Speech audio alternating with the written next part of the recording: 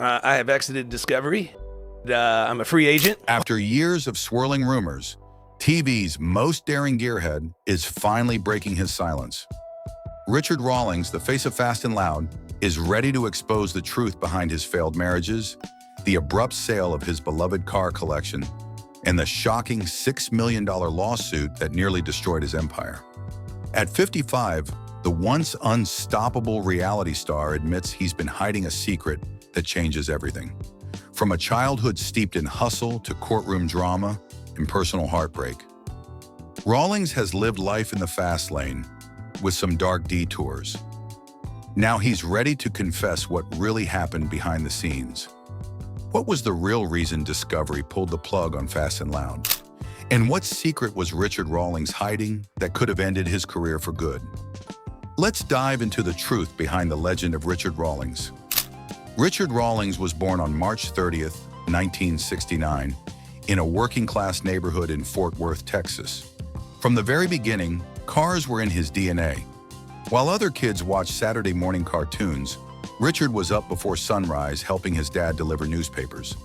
In the afternoon, he did another round.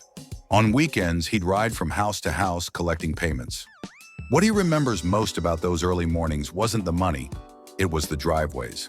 The cars parked there fascinated him.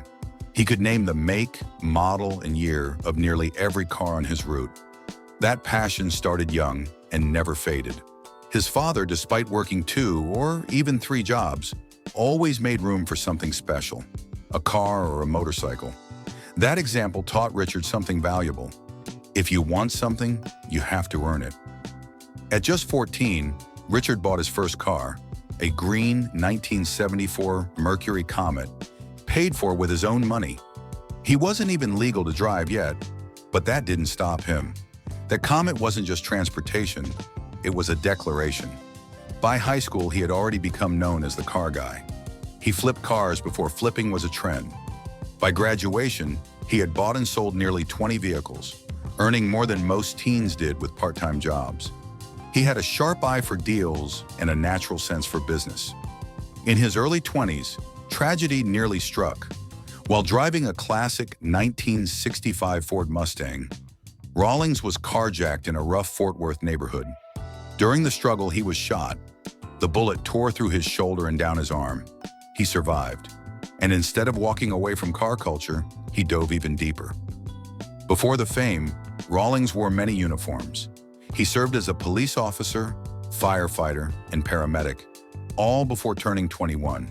He was living the stable, respectable life his father encouraged. But that life didn't fulfill him. In his mid-20s, he sold everything, bought a Jeep, and took off to California. 6 months later, he returned broke, tattooed, and with his Jeep repossessed. Sleeping on his sister's couch, he realized something had to change. In 1999, he started Lincoln Press, a printing and advertising company in Dallas. He had no background in printing, but he knew branding. He took out a $100,000 loan to get started. By 2004, the company was booming. One of his wildest promotions promised a Lamborghini Gallardo to the first client who spent $1 million with them. That gamble paid off, and eventually Rawlings sold the business. That sale gave him the money he needed to pursue his true dream: cars. Gas Monkey Garage officially launched in 2002. But the early days were rough. The shop didn't even have air conditioning or running water. Using profits from Lincoln Press, Rawlings began building a name.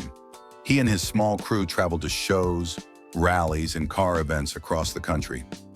Slowly but surely, the Gas Monkey name started to stick. In 2007, Richard Rawlings and Dennis Collins decided to chase history. The Cannonball Run record, which involved a coast-to-coast drive from New York to Los Angeles, had stood since 1979. On May 12, 2007, they left Manhattan in a modified Ferrari 550 Maranello, equipped with extra fuel tanks to cut down on stops. 31 hours and 59 minutes later, they arrived in California, beating the decades-old record. The stunt earned praise from none other than Jay Leno, a moment Rawlings still treasures. By 2012, Rawlings' persistence paid off. Discovery Channel finally greenlit his car show idea. Fast and Loud premiered in June that year, and no one expected what came next. The show wasn't just a hit, it became a global phenomenon. It aired in over 200 countries and was translated into 13 languages. The concept was simple: buy run-down classic cars, restore them, and sell for profit. But the charm of Fast and Loud was in its tone. It wasn't just for car lovers, it was for families, kids, and casual viewers. Rawlings built it as fast-paced, fun, and relatable.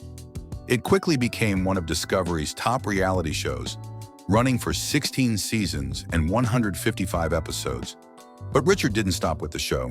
He built an empire. Gas Monkey Bar and Grill opened in 2013 in Dallas, followed by a second location at the airport. In 2014, he launched Gas Monkey Live, a massive concert venue. Big-name acts like Social Distortion and Mötley Crüe played there. He became the national face of Dodge, appearing in commercials and promotional events. He even expanded into energy drinks with Gas Monkey Energy, releasing bold flavors that fit his lifestyle brand. Then Controversy hit. In 2018, Rawlings was sued by his own partners at the Gas Monkey Bar for $6 million. The lawsuit accused him of trying to sabotage the business and escape his contract. Rawlings responded with a countersuit for $1 million, claiming unauthorized use of the Gas Monkey brand. The legal battle played out publicly, damaging relationships and his image. But Richard kept moving forward. While his professional life had ups and downs, his personal life was no smoother. He married his first wife, Karen, in 1993, but they divorced within a year. In 1999, he married Suzanne Marie Morel. They stayed together for a decade before divorcing in 2009. In 2015, they remarried during a trip to Mexico, but split again in 2019. Suzanne walked away with a financial settlement and her Mercedes. Despite everything, Rawlings spoke respectfully about their time together. Later in 2019, Richard met Katarina Dyson, previously married to billionaire Darwin Deason. After a whirlwind romance, Richard proposed in Mexico and married her in 2020. Their wedding was small due to COVID, but it marked a new chapter. As Fast and Loud wrapped up in 2020, Richard decided it was time for more control. On the Joe Rogan Experience, he revealed he left Discovery to gain creative freedom.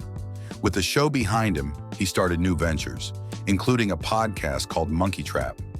It gave fans direct access to his thoughts and featured guests from all industries. In 2023, Rawlings shocked fans by auctioning off nearly 30 cars from his personal collection. The lineup included a Toyota Supra that sold for over $120,000 and a Mustang Fastback that brought in $75,000. He explained he was shifting focus from American muscle to high-end European classics.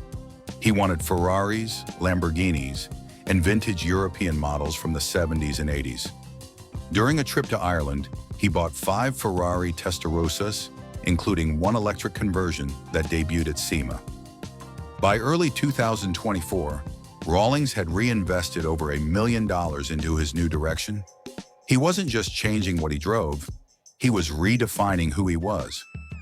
Richard Rawlings has lived fast, taken hits, and kept going. From working paper routes as a kid to building a global brand, he's proven one thing over and over: reinvention is possible. Whether it's under a hood in a courtroom or on stage, Rawlings never slows down. And if you thought the ride was over, think again. For Richard Rawlings, the next gear is always just ahead. If you enjoyed this video, don't forget to like, subscribe, and share for more deep dives into the untold stories behind your favorite stars and shows. Your support helps us bring more content just like this, straight to your screen. Thanks for watching.